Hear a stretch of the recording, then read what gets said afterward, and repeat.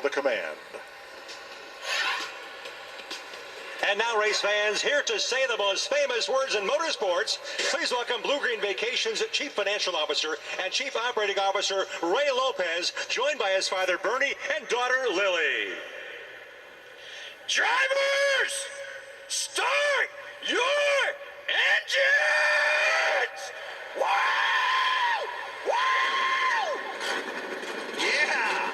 Wow, adrenaline and caffeine. And we're at the ready.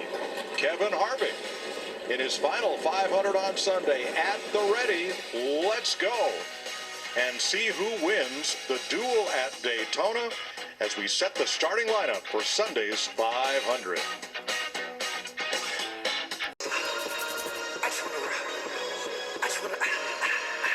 New places as we get ready to set the field for the Daytona 500 in two 150-lap races. The field is split in half. This first race will decide the inside lane for Sunday's Daytona 500. Let's check in with old seven-time champion Jimmie Johnson. How about you, seven-time Jimmie Johnson? You got us. It's Boyer up in the booth. Hey, buddy. How are you? Man, I am great. You're looking good. The numbers are still the same. They're in reverse order, but it sure is good to see you back in a Cup car. What's your feelings? Yeah, buddy, it's great to be back. What an opportunity here to come back, have some fun in NASCAR, bring Carvana over from the IndyCar side, and be a part of Legacy Motor Club. Looking forward to a fun night tonight. I've got a lot to learn. It's been a few years since I've been in a car like this. Teammate right behind excited to be here and happy to survive the Super Bowl. Well, buddy, this is going to be your 20th Daytona 500. Can't wait to watch you learn. Nobody's done this better than you, so good luck out there. Appreciate it, pal. Have a good night. Seven-time champ Jimmie Johnson. All right, let's take a closer look at the mechanics of things here with our crew chief Larry McReynolds in the Toyota cutaway car. The of a race car is the rear spoiler. Now let's go to our Toyota cutaway car and let's take a look at the rear spoiler on the back of the car. The two things it controls is aero drag or straightaway speed and rear downforce. Now, here at Daytona, as well as the other super speedways, the rear spoiler is 7 inches tall. At intermediate tracks like Fontana, California next week, only 4 inches tall. That additional 3 inches creates a lot more drag on the straightaway and a lot more rear downforce. The other thing that big 7-inch spoiler does, Mike, the race car pokes a big hole in the air, which creates those big runs in the draft. Thanks, Larry. Jimmie Johnson thought he had an engine problem in qualifying last night because the car had so much drag in it compared to the last time he was in a Cup car. His teammate William Byron won a Dule in 2020 there in Chevrolets.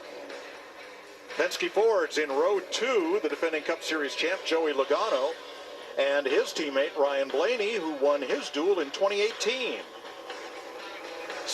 Second-year driver Harrison Burton for the Wood brothers finished third in his Dule last year, and Bubba Wallace top 7 in all 5 of his Dule starts, the fastest Toyota in the field. Chris Buescher won a Dule race last year. He's in a Ford Series runner-up Dule winner. And Ty Gibbs, a Cup Series rookie, last year's Xfinity Series champion, makes his first start. Christopher Bell in a Toyota Dule runner-up in 2021, and there is 7-time Jimmie Johnson, who's at least locked into the field on speed. Finish this race ahead of Jimmie Johnson and Zane Smith. So those 3 drivers here in Dule 1, the same menu for Dule 2. Austin Hill can race his way in, or if Travis Pastrana does, he may get in on time. Connor Daly has only one choice. He did not get to qualify last night. He must race his way in. In numbers, just 3 cars in this Dule, 4 in Dule number 2. He's got to race his way in ahead of those 2 other open cars in Dule number 1. His week got off to a rough start as his car kept cutting off during qualifying. Well, they fixed the battery, fixed the connectors, hoping that was enough. He's going to start from the back of the field, but Chandler tells me, hey, that just means he can race the way he always loves to race, and that's being aggressive, guys. Highest finishing open driver or driver in a car that does not have a NASCAR charter, there are 36 of those, will earn a starting spot. Then the final 2 positions. Yeah, that's what we were talking about, and that's where the magic is. Who has that strategy better than the rest? But I like this open and having this many open cars where somebody's going home. The pressure's on them, boys. Green flag as Alex Bowman elects the outside row for the start.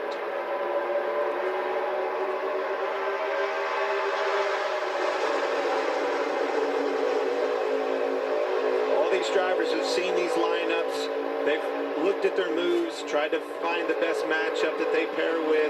Maybe their teammate, maybe already the at full manufacturer speed. ally.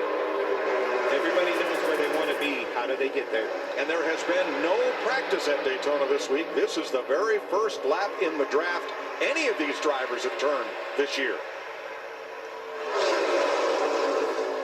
Saw Alex Bowman there going into turn 3, got a push from Ryan Blaney, and Alex said, I don't think I want anything to do with that. He just kind of moved up and gave the inside away. It's all yours. Ryan Blaney. Ross Chastain right back. Here comes Alex Bowman on the outside. Big show. Nice and Blaney clean. from 4th Beautiful. and Bubba Wallace from 6th. Nice 2-wide race. Now we're going to go 3-wide. Didn't want any of that. Bowman don't want to be up there right now. I talked to Alex Bowman last night after he won the pole, said his crew chief Blake Harris, he has, Yeah, 'cause he's already got the how's pole, this thing going to run Thursday let's just night? He figure it says, out. well, it's built for speed, not for handling. You're going to have a tough time Thursday night with this car, but it'll be right for Sunday. Yeah, and you see Alex, he just being smart. It's literally risk versus reward. And you're going to hear us talk about this multiple times tonight. But he just literally has nothing to gain by doing that. He'll get in the draft here. He'll figure out what the balance of his car is, but he does not want to get him in a position where he has to go to a backup car and loses that pole starting spot. In case you guys don't know, I have a feeling, just like last week, I said, I'm going with Ryan Blaney. And there's your ride right there. Those two cars back there, Zane For the Smith 500 and Chandler win. Smith, door to door for that open position. One of them guys makes it into the I hope Jimmy Johnson gets stage 1 or stage 2. Front row for the 500 on Sunday. 2x2, good pushes from both help. You see Chastain and Ty Gibbs on the outside. Gibbs is giving him a heck of a shove. Has his teammate Eric Jones right behind him.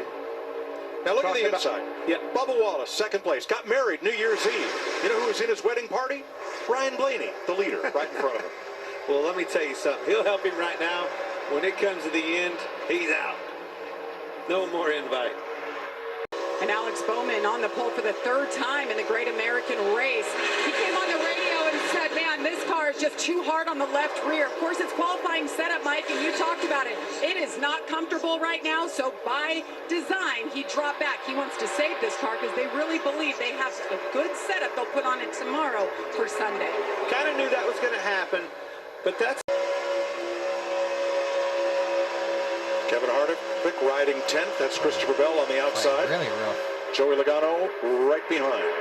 We'll complete 10 laps and step away for a brief break. Ryan Blaney leading Bubba Wallace and William Byron, Ford, Toyota, Chevy in that order. Great American Race. Pre-race coverage begins on Fox, 1 p.m. Eastern Time. Our race coverage at 2:30 Eastern, only on Fox and the Fox Sports app. Well, Mike, we've talked about it. These guys, they have not had a practice session yet, so there's different agendas out there. And you look at Bubba Wallace, he's in the 23 in 2nd right now. Listening to his radio, he said he's just playing with it right now. He said this car is better than we've had before, so he's just kind of feeling it out, see what it does up front running in the draft, seeing what they're capable of come Sunday. Green flag stops for 9 cars. All Led by Chevy, William all Byron. Chevrolets. That's why the 3 car was trying to make that move around them. He knew they were pitting. The 2 tire stops. A lot of right side tire changes. Ty Dillon, to catch that group, may not have taken tires. Allmendinger stalled it coming out of the pits. It's going to be a slow stop for him. Hard to catch up. They need every car they can get. Strength in numbers here. And that's a great point. I mean, Ty had lost the draft. There was no hope of him getting caught back up. Sacrifice the performance of the tires just to get yourself back in that pack. It's the lesser of the evils. Oh, yep, there goes the kit. Boy, I think the fueler thought they had more time, but the equipment stayed in the box, Yeah, so at least- likely yeah. no penalty call there. Man, you got to hang held tough there, for sure. The speeding police have nabbed Chandler Smith and Ricky Stenhouse, too fast on pit road. Chandler Smith, So that will be a pass-through penalty under green. one of our open cars, needed a big night. Not to what he was looking at, but this happened last year, and boy, did that blow up in our face off of turn 4 right at the end.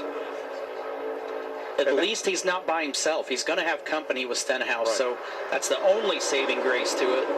But I don't know if that's going to be enough to help him out. And that speeding call is all electronically timed. There are timing loops in different sections of pit road, and it's time over distance. If you're too fast in any one of those sections. Now it becomes a lap time battle. What line is running the faster lap times? That's what's going to dictate this next group. So right now, Zane Smith in 9th place in the race-in spot. Jimmy Johnson is trying to spit him out, but I agree with that move. You're catching these guys in a hurry. Strategy-wise, this is working right in their playbook. And they have to get down to pit road speed before that yellow line. No mistakes. I think Blaney might have sped, and maybe Wallace. Maybe Bubba Wallace. Josh. And Kevin Harvick coming into pit as to plan with the rest of the cars he had been running with. He's been running inside the top 10. They're going to get some fuel and head back out. Regan? Josh, things going perfectly right now for Zane Smith. He went to Roush Fenway Racing, Keselowski Racing to practice stopping the car for pits. Just for this moment, they told him not to slide the tires. Jamie? And the plan for the Toyotas and Penske's as well. Right sides only, just enough fuel. They need to make it 30 more laps. Halfway. And Zane Smith has lost that draft coming off pit road. I think I saw a couple of those guys trying to gain some track position on pit road. Came in towards the tail of that and just took fuel only. No tires. Ty Gibbs too fast exiting pit road. You heard me say it, no mistakes. Whole different ball game when you're practicing pit road at speed on a green flag stop. Race number 1.